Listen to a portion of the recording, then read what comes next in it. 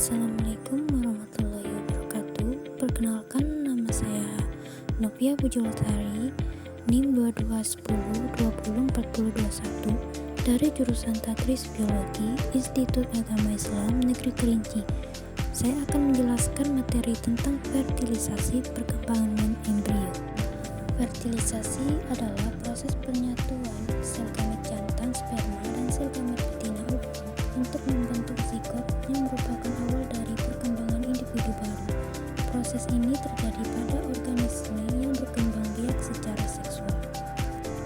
Proses pembuahan di saluran telur adalah saat sperma bertemu dengan sel telur dan bergabung menjadi zigot. Sel telur yang matang dilepaskan dari ovarium dan masuk ke saluran telur. Saat laki-laki mengeluarkan sperma, jutaan sperma bergerak menuju saluran telur melalui rahim. Hanya sebagian kecil sperma yang berhasil mencapai sel telur. Sperma melekat pada lapisan luar sel telur. Inti dari sperma dan inti dari sel telur bergabung. Proses ini menciptakan zigot, yaitu sel pertama calon bayi dengan 46 kromosom. Zigot mulai membelah menjadi banyak sel sambil bergerak menuju rahim. Perkembangan embrio manusia melalui beberapa tahap penting yang terbagi berdasarkan waktu dan proses. Tahap pembuahan, sperma bertemu dengan sel telur di tuba Fallopi membentuk zigot. Tahap pembelahan, zigot mengalami pembelahan mitosis berulang kali menghasilkan blastomer. Pada hari ketiga-4 terbentuk morula.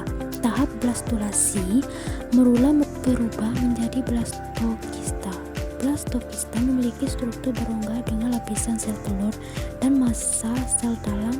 Trofoblast akan menjadi plasenta, sementara ICM akan berkembang menjadi embrio.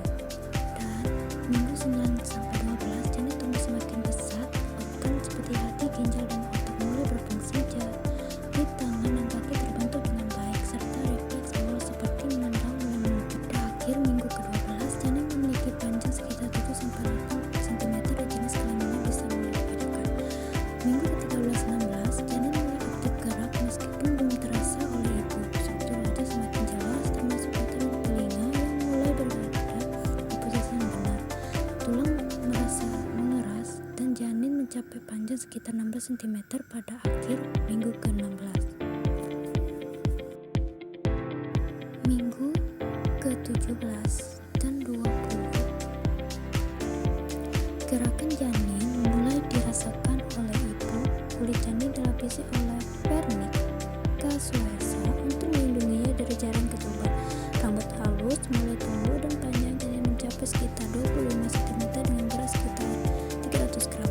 Minggu 21-26, janin mulai melengkapi suara dari luar rahim dan pura-pura mulai berproduksi surfaktan meskipun belum matang sepenuhnya. Dan minggu 37-42, janin dianggap matang dan siap lahir. Organ tubuh telah berfungsi penuh termasuk paru-paru yang siap mendukung pernapasan. Selanjutnya, membran pelindung janin adalah struktur membran yang melindungi janin selama kehamilan. Membran ini berperan penting dalam mendukung perkembangan janin dan menciptakan lingkungan yang aman di dalam rahim.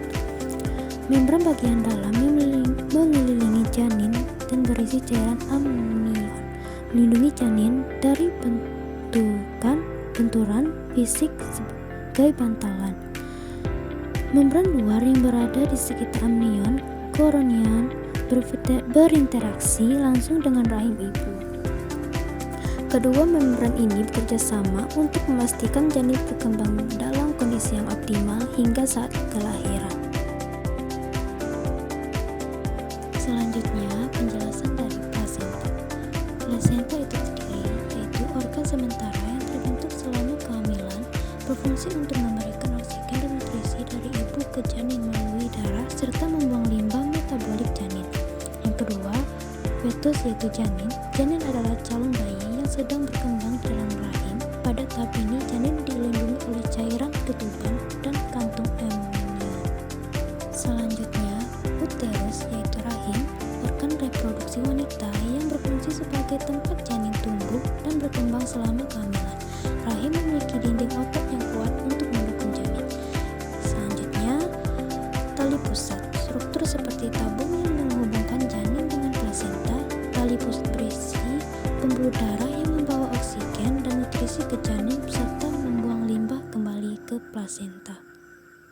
Selanjutnya, plasenta, organ sementara yang terbentuk selama kehamilan, berfungsi untuk memberikan oksigen dan nutrisi dari ibu ke janin melalui darah serta membuang limbah metabolik janin.